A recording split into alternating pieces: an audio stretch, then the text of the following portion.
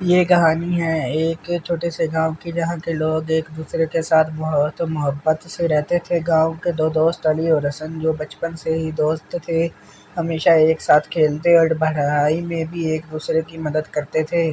ایک دن گاؤں میں بڑی برسات ہوئی اور پورا زمین پانی سے بھر گئی۔ گاؤں کے لوگ گھروں کے باہر چلنے لگے اور موسمی آرزوات کا انتظار کرنے لگے۔ علی اور حسن نے اس موقع کا استفادہ اٹھایا اور اپنے گاؤں کے بچوں کو ساتھ لے کر پانی میں بھرمار میں کھیلنے کی کوشش کی۔ وہ جہاز بناتے اور اسے پانی میں چلا کر کھیلتے۔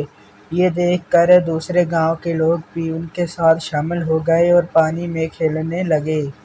اس طرح پورے گاؤں کے لوگوں نے مشکل وقت میں بھی ایک ساتھ مل کر کام کیا اور خوشی سے وقت گزارا۔